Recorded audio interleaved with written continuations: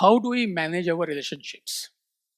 If you do not know how to get along with people, your life becomes hell. And good many people, they don't know how to relate to others. They don't know how to manage relationships, starting with your personal relationship with your spouse, with your family members, with your colleagues, etc. So the first thing you learn about managing relationships is it does not matter whom you relate to in life, but how you relate to that person. I repeat, it does not matter whom you relate to in life, but how you relate to that person. Shakespeare, there are two plays of Shakespeare. Othello, we all know Othello. So in that play, Othello was married to Desdemona, the best woman you can get as a partner. Every man wants his wife to be like Desdemona. In Indian context, Sati Savitri, right? Sati Savitri equals Desdemona. So he had a best wife, but he messed up the relationship. He ended up killing her and he killed himself, mad guy. And he makes a beautiful statement. Write me as one, remember me as one who loved well but not wisely. Remember me as one who loved well but not wisely. What a statement. So he messed up. On the other hand, there is another play of Shakespeare, Taming of the Shrew, and Petruchio is the protagonist there, and Katharina is his wife. Katharina, nobody can go near that girl. She starts throwing things. Therefore, she is called as a shrew. Actually, she's a very good girl, totally spoiled by her father to the point of fault. But Petruchio has a beautiful relationship with Katharina. Are you with me? So you may have best of boss, best of wife, best of colleagues, everything could be the best in you, but you may mess up that relationship. Or you may have like tough people, around you. But if you know how to relate to them, you can get along with anybody. So it does not matter whom you meet in life, but how. So how you do that? So the first important point in that is you have to assess people as they are. Assess meaning understand. It's a very simple word. A is A, B is B. Black is black, white and white. That's what it means. Because every person, every human being is expressing his or her nature. The word which we use is vasana.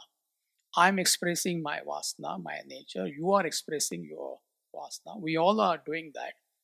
So, therefore, it is in your interest to understand that person as he is or as she is, not as you want him to be. Do you get the difference? This is the problem. All the time we are complaining, complaining, complaining. Sometimes people are married for 40, 50, 60 years, same word complaint. How long did you know? She was my childhood sweetheart. Was she like this? She was always like that. In spite of that, you married her, and still you're complaining after 60 years of marriage, or it could be after 1 month of marriage. It doesn't matter. Unnecessarily, we are wasting our time complaining about others. There's a fascinating saying. Why lily is not an oak? Lily is a beautiful, tender flower, and oak is oak. How can you compare lily to an oak? This is what we all are doing. So, therefore, it is in your interest to assess people as they are, understand people as they are. A is A, B is B. So, when you assess people as they are, if you don't assess rather, it leads to unreasonable expectations. See, assess people as they are, lack of assessment or wrong assessment. When you don't have intellect, you don't have the capacity to understand people as they are. It leads to unreasonable expectations. Why lily is not an oak? Why short-tempered person is not calm and cool? Why selfish person is selfish? It has got no meaning. He is helplessly expressing his nature. Are you with me? So if you wrongly assess or if you don't assess, it leads to unreasonable expectations. And unreasonable expectations causes mental agitations or conflicts in life. Every house is the same story. You don't have to, it's the question of more or less. So that's the reason relationships are falling apart. Because the basic thing you don't assess the nature of your partner. See, you don't have to assess everybody's nature. You have to assess, understand the nature of people with whom you are interacting on day-to-day basis. Are you with me? To start with your partner, members of your family. If you have two children, no two children are same. Their nature is totally different. Then you go to your workplace, the nature of your colleagues, the nature of your boss, nature of your friends, your relatives, nature of a leadership. Each political leadership is different. You can't say why he's like that. You can't say why she's like that. We're not saying right and wrong. That is the way he functions. That's the way she functions. So once you understand people as they are, you will know how to relate to them.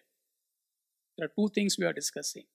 Once you understand people as they are, you will know how to relate to them. That is how you relate to it.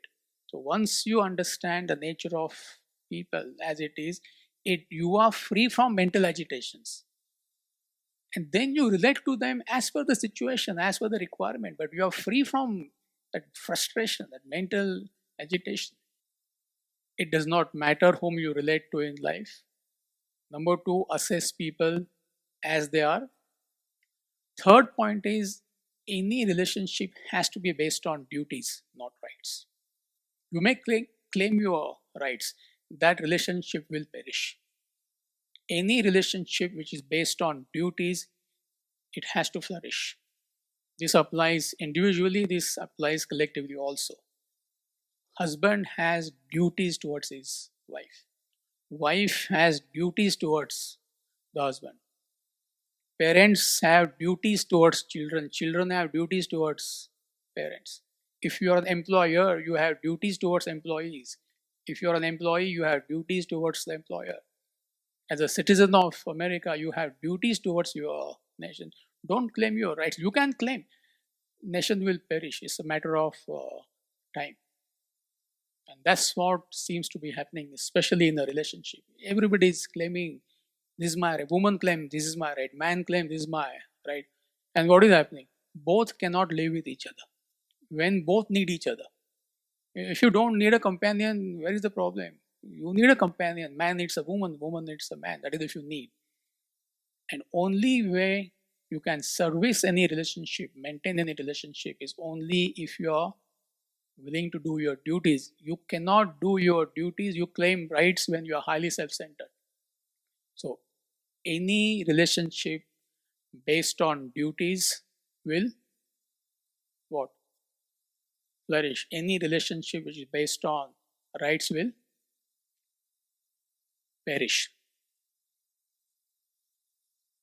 Next point is you have to be humble in a relationship. See, humble meaning just that attitude of perhaps I could be wrong. You don't have to tell people that please tell me whether I'm wrong. They'll say, oh, you're wrong. Not in a foolish way. Suspect. If there's a conflict between A and B, if one of them even suspects, A suspects that perhaps I could be wrong, there is a hope in that relationship. If both suspect that perhaps I could be wrong, or maybe let me improve myself, that's the definition of heaven on earth. If both don't suspect, both A points finger to B, B points a finger to A, that is a definition of hell on earth. So you need to be humble. For that, you need to reduce your ego. Otherwise, you cannot be humble. Another important point in the relationship is you have to lead by example. And everybody is a leader in a different way. At home, as a parent, you're a leader. In your workplace, you're a leader, right? As a member of community, you could be a leader. If you're an older sibling, you are a leader. So it does not matter what you say, but what standards you set, what lifestyle you are living. You may talk tall, do this, do that. It's not going to work. As a parent, you may give sermons to your children. Be disciplined, be disciplined. Don't do this, don't do that. And you are highly disciplined. Don't watch TV 9:30, 9:45. You have to hit the bed. You are watching TV till 1 o'clock. What sort of habit? Smoking, drinking. From where did you learn? In your room, you are drinking, smoking. They can't say that from you only I'm learning. It will not work. You are disciplined, and if you don't give sermons to your children, they will shape beautifully. They will emulate you sooner or later. But what mistake most parents are making, if not all, your lifestyle is far from ideal, first of all, and you keep on giving sermons to your children. So what you learn is you live your life based on higher values. This is what we are learning. And do not give sermons to your children, to anybody for that matter. Sooner or later, they will emulate you.